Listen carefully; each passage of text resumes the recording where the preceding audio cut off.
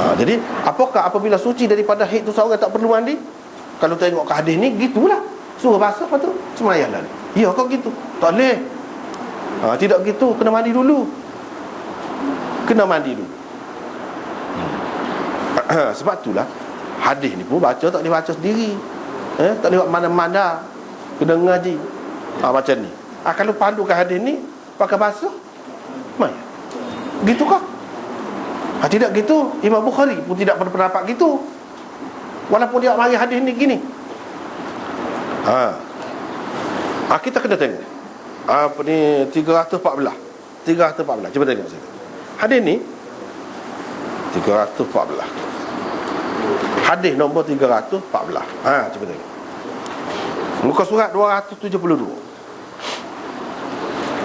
Fatimah binti Abi Hubaysh pernah bertanya Nabi SAW. Katanya, saya beristihadah. Di sini dia sebut saya beristihadah. Bukan darah saya tak berhenti. Saya beristihadah. Saya tidak suci-suci.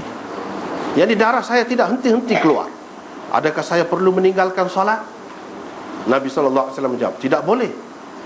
Sesungguhnya itu berpunca daripada urat darah yang terganggu. Bagaimanapun tinggalkanlah solat selama beberapa hari, iaitu pada hari-hari haid. Pada hari-hari haid yang selalu engkau alami. Kemudian mandilah. Mandilah dan bersolatlah. Orang sama tu meriwayatkan. Tu ada sebut mandi. Sebab tu Imam Bukhari pun pakai kena mandi juga. Bila dia tahu dia tu sudah suci daripada haid, dia kena mandi. Lepas mandi tu, mandi hak mula-mula tu tak perlu ambil air semaya dah. Boleh semaya dah dengar hak mula-mula. Lepas tu bila batal air semaya dengan sebab apa-apa sebab lah yang membatalkan air semaya, baru kena ambil air semaya. Bila ambil air semaya tu, semaya, lepas tu boleh semaya tu sekiranya tidak batal air semaya dengan sebab lain. Keluar darah pun tak cara. Cuma kena pakam molek lah. Bila nak semaya tu jangan jadi titik ke apa kan, mengalir darah itu, kena jagalah waktu tu. Terutamanya kalau semaya dalam masjid, jadi susah orang. Nak basuh pula orang pula. Walaupun mengikut Imam Bukhari tidak najis, darah itu tidak najis. Darah hak najisnya darah haid. Darah istihadah tidak najis, tetapi ramai ulama mengatakan najis. Jadi kalau tumpah tu susah juga orang. Kena jagalah. Kena jaga. Di sini dia sebut mandilah seperkara. Yang kedua, Imam Bukhari tak sebut. Kata tadi kita sebut Imam Bukhari tak sebut seperti Imam Abu Dawud.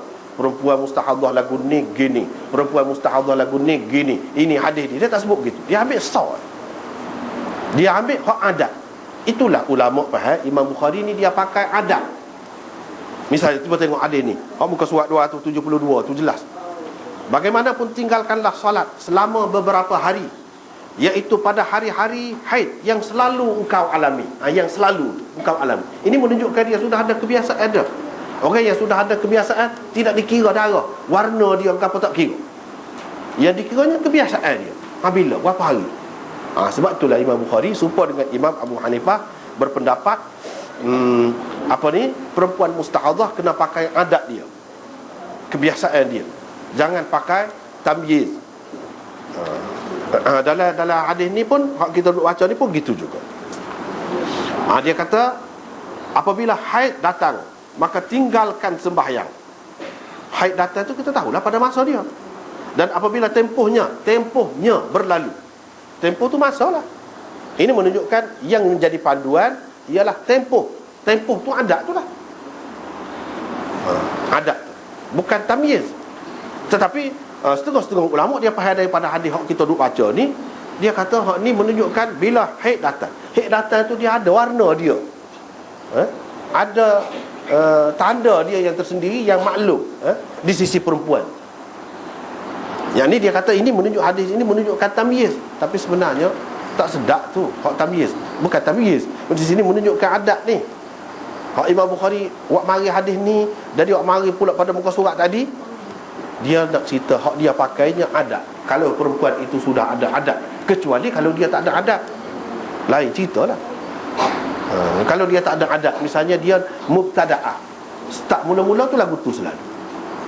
Panjang cerita. Oleh kerana benda ni panjang lagi kan, ada bab-bab lagi akan datang. Kita tangguhlah dulu perbincangan seterusnya. Cuma yang nak tengok di sini, Nabi SAW kata, bila Fatimah binti Abi Hubeish, dia tanya Nabi SAW, di situ ada nota 254. Sebenarnya selain beliau terdapat 9 orang lagi sahabiyat yang mengalami istihadah.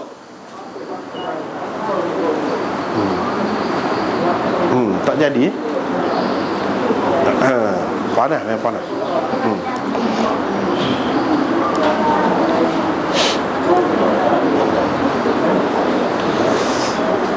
Fatimah binti Abi Hubeish, selain daripada dia ada 9 orang lagi sahabiah. Dalam kitab-kitab hadis kita dapat pastikan ada lagi orang lain, 9 orang yang mengalami istihadah semasa hayat Nabi SAW. Dan Nabi SAW bagi panduan dia lah kepada sahabiah, sahabat perempuan, sahabiah. Dia bagi kepada sahabiah ni gini, ni tak serupa. Setengah-setengah ulama kata yang tak serupa tu mengikut keadaan orang tu, mengikut keadaan orang. Itulah yang Imam Abu Daud buat bab suku-suku tu.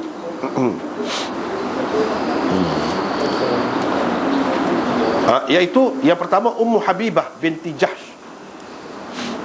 Hadis tentangnya akan datang nanti. Yang kedua Zainab binti Jahsh Ummul Mukminin, isteri Nabi SAW. Yang ketiga Asma, saudara seibu Maimunah, isteri Nabi. Yang keempat Hamnah binti Jahsh. Ini pun bagi kotor juga. Dia 3 orang ni, orang panggil Banati Jahsh. 3 anak Jahsh ni mari istihadah beristihadah berlaku, iaitu Ummu Habibah binti Jahsh, Zainab binti Jahsh dan Hamnah binti Jahsh. Ummu Habibah binti Jahsh itu isteri kepada Abdurrahman bin Auf. Zainab binti Jahsh isteri Nabi. Hamnah binti Jahsh isteri Talha bin Ubaidillah, sahabat Nabi. Sahlah binti Suhail. Yang keenam Saudah binti Zam'ah, ini pun isteri Nabi juga. Zainab binti Ummi Salamah, iaitu anak tiri Nabi SAW. Yang ke-8 Asma binti Mursyid Al-Harithiyah. Yang ke-9 Badiyah binti Ghailan Al-Thaqafiyah. Badiyah binti Ghailan Al-Thaqafiyah. Dalam kitab-kitab hadis, dalam Bukhari, dalam Muslim, dalam Gapo tu lah, comel tu Badiyah ni. Dalam hadis kata kalau pergi Mekah, kata dia boleh jumpa lah dengan anak ni, anak Ghailan ni. Dia tu kalau berjalan mari pak lipat tan perut dia. Kalau pergi 8 lipat tan perut dia. Comel di sisi. Comel lagu tu di kalangan orang Arab. Hak nak ada pelipatan perut ni lagu mana? Gemuk. Tapi di kalangan mereka hak tu comel.